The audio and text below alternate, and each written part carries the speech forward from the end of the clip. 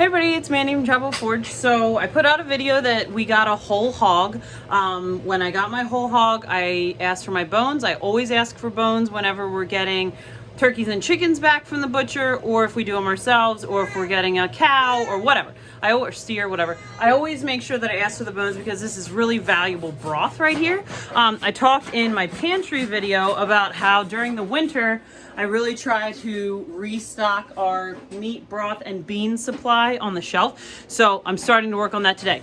So I typically do this in the kitchen, but I thought, you know what? I'm gonna do this in the pantry because the roaster kind of takes up a lot of space on the counter. It can kind of get annoying and in the way. So I am going to do my bones today, get the broth ready. Making broth is seriously so simple. So I have a bag of bones right here.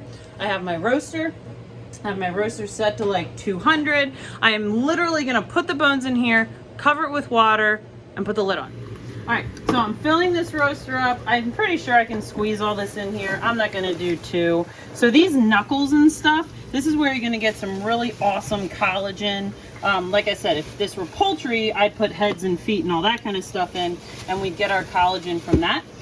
So we're gonna get this in here. I may be able to roast this off twice. There's a good bit of meat on these, so I might be able to do like a double roast on this. So I am just gonna use my trusty old, I promise this is clean, it's just that apple cider. Get some water in here, fill this up. Like I said, put it on like 200. And then you don't really have to do much of anything. You just let them sit here and roast basically. There's a lot of ways that you can do this. You could roast these in the oven first and get a different flavor. You could throw onions and celery and salt and pepper, whatever. You could put those kind of vegetable scraps in there, garlic scraps. I usually just make my stuff super basic and then we can flavor it however we want when we make the meal. All right.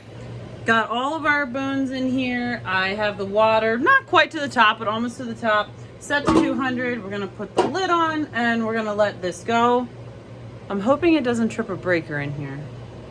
I guess I'll find out. And if so, we'll be moving it somewhere else. But I kind of want to test it in here so that I know if I can do this so that I can keep my counter space freed up when I have roasters going. So stay tuned in case I trip the breaker. But the goal here is we're gonna leave this stuff in here. I'll check it like maybe tonight or whatever. You don't really have to babysit it. I'll probably just leave it in there until tomorrow. I'll strain everything off and then make a decision whether I'm going to do another kind of roasting on it, which I probably will because they're pretty meaty.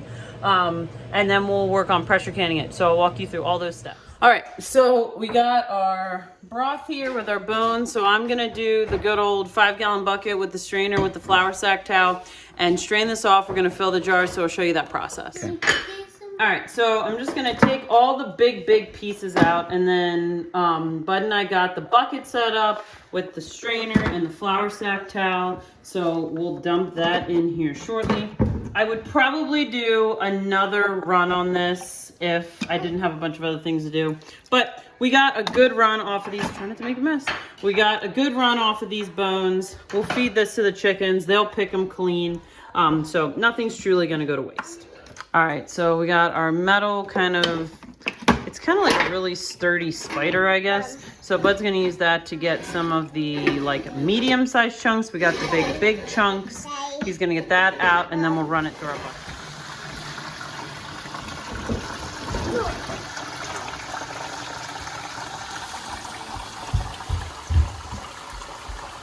All right, so Bud's just kind of working it through. It's probably really close to the top. So we're gonna need to lift the strainer up and we'll just get the last little bits out.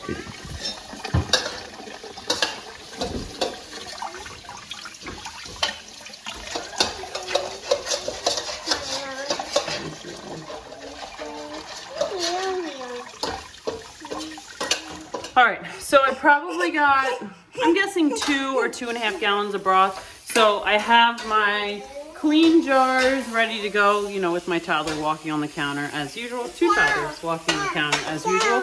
So I have my clean jars ready to go. We're gonna get our canning funnel and our canning ladle, get these jars filled and get them in the can. All right, so I got Bud on filling jars, 1-inch head space, which is pretty standard for all pressure canning, but 1-inch head space on this broth. You can see there's some really great fat already coming to the top. So we are gonna get these filled, wipe the rim super well, as I've mentioned before when you do broth, because This is kind of greasy. This one's not as greasy as actually when I did the poultry broth, but nonetheless, wipe your rims really well before you put your lid. All right, so as always with pressure canning, we're gonna put about 3 inches of water in the bottom.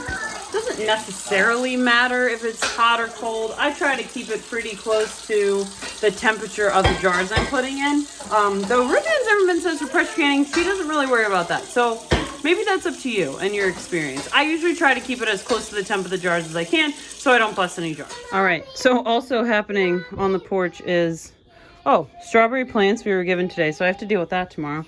And Bud and I are sorting walnuts, but that's not why we're here. All right, so we got 10 quart jars, which is great. So we got 2.5 gallons. So we are going to get this burner lit and get these started. All right, so quarts are 25 minutes. All right, so I love pressure canning or just canning in general outdoors, really any time of year, but it's so nice out right now. It's like probably in the 50s. We might be getting down into the 40s tonight. It's cool. It's just, I love canning outside. Anyway, so we have the burner going. We are waiting for 10 minutes of steam to come out of the vent. At that point, we will drop our weight on. I need to do 10 pounds of pressure for my elevation, which is probably common for most of you, but double check to make sure that you do the right pressure for your elevation. And then once we get our 10 minutes of steam, drop the weight on, and we get 4-ish jiggles a minute, and we are maintaining our 10, which usually bounces between 10 and 12 pounds of pressure. Then we will let this sit for 25 minutes and do its pressure canning, and then we will have some awesome broth. All right, so I had steam for 10 minutes. I put my weight on, 10 pounds of pressure. I am going to wait until this hits 10, and then I will start my 25-minute timer. When that hits 10, in theory, my weight should be jiggling 4-ish times a minute, so we will wait for that, and then wait till everything comes back down to 0 once we turn the fire off, and then we'll pull the broth out, and I'll show you what it looks like. All right, so either I'm getting really good at pressure canning, or I got really lucky. I don't know. But the last few times I've done broth, I've had no siphoning, which is amazing, because when I started pressure canning, especially broth, I always had siphoning. I know the trick is to make sure you wipe the rims with vinegar and whatever, and I did that, but I still always had siphoning. Nonetheless, no siphoning this time. Water is totally clear, which is super exciting.